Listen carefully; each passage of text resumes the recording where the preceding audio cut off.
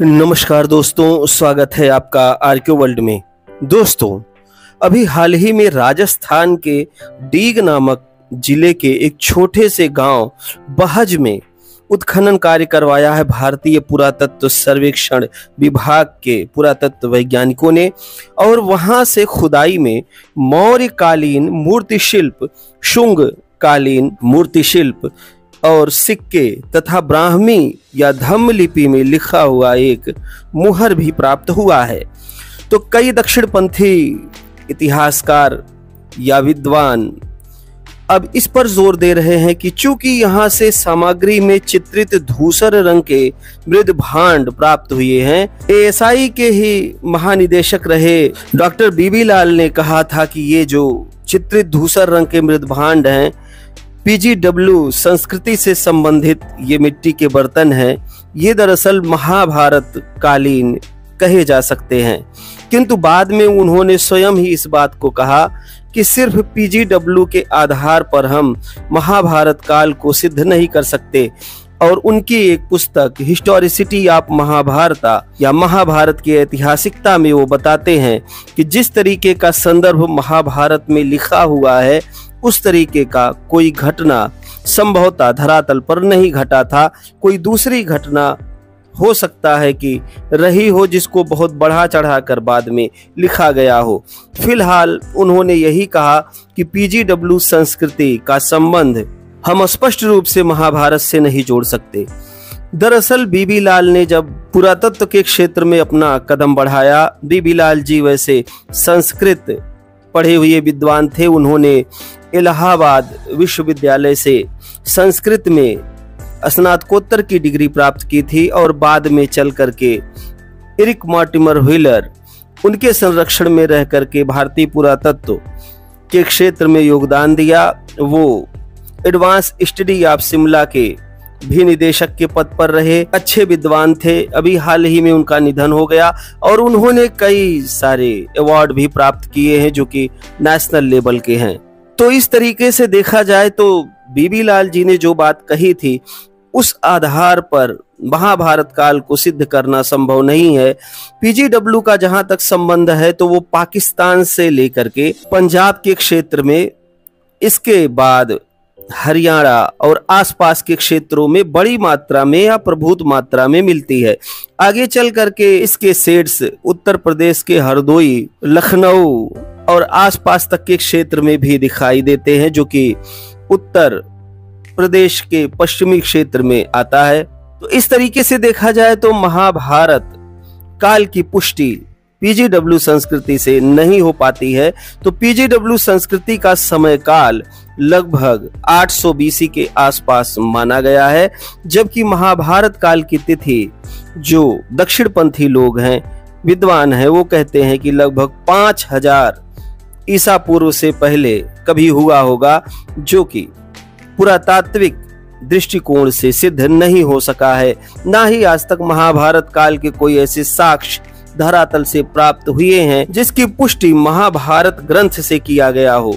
जो भी हो, यहाँ से उत्खनन में मौर्यकालीन साक्ष्य प्राप्त हुए हैं और यहाँ से लगभग 5 काल खंडों से जुड़े हुए मिट्टी के बर्तन या पॉटरीज प्राप्त हुए हैं। एक और समस्या दक्षिणपंथी विद्वानों की है, यदि कोई अग्निकुंड मिल जाता है, जैसे कोई हर्थ मिल जाए, चूल्हा मिल जाए, घर के अंदर में ही क्यों ना आग जलाने के साक्ष्य मिल जाएं, वो तुरंत उसको यज्ञ कुंड और हवन कुंड बनाने लगते हैं। यहाँ से कई और मूर्तियां प्राप्त हुई हैं, हड्डी के बने हुए औजार भी मिले हुए हैं। इसके अतिरिक्त ये घग्घर हाकरा जो पैलियो चैनल है, वहां पर कहीं दिखाई दे रहा है। लगभग 4500 साल पहले के साक्ष्य मिलने की बात भारतीय पुरातत्व सर्वेक्षण विभाग करता है। तो हम जानते हैं कि लगभग 8वीं शताब्दी ईस्वी तक भारत का पश्चिमोत्तर क्षेत्र बुद्ध देश के नाम से जाना जाता था। हाल ही में वडनगर में उत्खनन कराया गया भारतीय पुरातत्व सर्वेक्षण द्वारा। वहां पर उन्हें महिला बौद्ध भिक्षुणियों के संघाराम प्राप्त हुए थे। इसके अतिरिक्त वहां अलग अलग क्षेत्रों में भी बौद्ध धर्म के साक्ष्य दिखाई देते हैं। मौर्यकालीन साक्ष्य मिलने का सीधा सा मतलब है कि वहां पर बौद्ध धर्म के ही साक्ष्य होंगे यदि ढंग से उसको एग्जामिन किया जाए, वहां के अवशेषों का अध्ययन किया जाए, तो प्रमाण संभवतः यही निकल करके आएंगे कि वहां पर बौद्ध धर्म का कोई संघाराम, कोई महाविहार या कोई ऐसा आवासीय क्षेत्र अवश्य होगा। तो इनमें उत्तर हड़प्पा काल की बात भी की जा रही है कि संभवतः कुछ उत्तर हड़प्पा काल के साक्ष्य दिखाई दे रहे हैं। शुंग कुषाण काल के भी अवशेष यहाँ से प्राप्त हुए हैं। मौर्यकालीन वस्त्रों के भी साक्ष्य यहाँ से प्राप्त होने की बात कही गई है और ऐसा लगता है कि उस क्षेत्र में मौर्य शासकों द्वारा कोई सेंटर संभवतः बनाया गया होगा।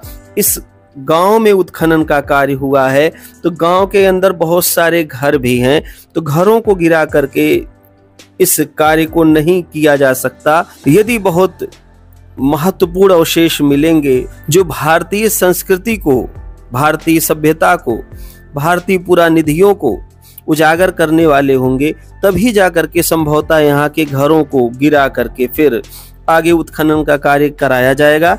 नहीं तो ये जो लंबवत उत्खनन का कार्य हुआ है, इसी से कल्चरल सीक्वेंस जान करके फिर इसको बंद कर दिया जाएगा।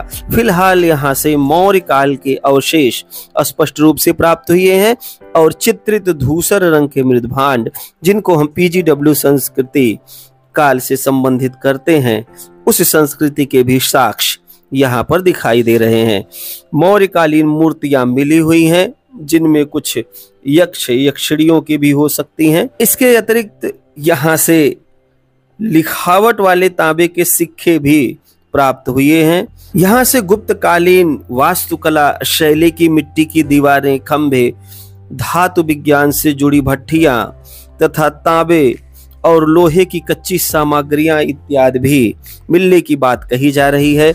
हड्डियों के बने औजार, इनमें सुई, कंघी, सांचे इत्यादि महत्वपूर्ण हैं, जो महत्वपूर्ण पुरावशेषों के रूप में प्राप्त हुए दिखाई देते हैं। टेराकोटा की मूर्तियां हैं जिनमें पुरुष और स्त्री दोनों मूर्तियां हैं। बहुत संभव है कि ये मूर्तियां किसी बौद्ध गॉडेस की हों जिन्हें देवी कहा जाता है। देवी का मतलब यहाँ कोई सुपरस्टिशियस देवी नहीं है, वो ज्ञान देने का कार्य करती थी संघारामों से आकर, इसलिए उन्हें देवी कहा जाता था। बहुत संभव है कि इस तरीके की देवी की कोई मूर्ति मिली हो, क्योंकि शिल्प कला के विषय में जो सूचना हमें मिलती है वो विशेष रूप से बौद्ध धर्म ग्रंथों से ही ज्ञात होती है। में स्पष्ट रूप से बताया गया है कि शिल्पकारों के घर का भोजन, अन्न और पानी तक नहीं ग्रहण करना चाहिए। तो इस तरीके से जो बहज गांव में उत्खनन का कार्य कराया गया है, यहाँ से प्राप्त अवशेष राजस्थान की सभ्यता और संस्कृति को उजागर करते हैं और इन पुरावशेषों के माध्यम से भारत के इतिहास में एक नवीन अध्याय जुड़ने की पूरी संभावना दिखाई दे रही है। तो इस तरीके से एक छोटी सी सूचना थी कि बहज गांव में उत्खनन का कार्य हुआ, जो कि राजस्थान के डीग जिले में दिखाई दे रहा है। यहाँ से मौर्यकालीन, चित्रित धूसर मृदभांड कालीन, शुंग, कुषाण और गुप्त कालीन संस्कृतियों के साक्ष्य प्राप्त हुए हैं। वीडियो कैसा लगा मुझे कमेंट करके अवश्य बताएं। वीडियो में अंत तक बने रहने के लिए आप सभी लोगों का बहुत बहुत धन्यवाद।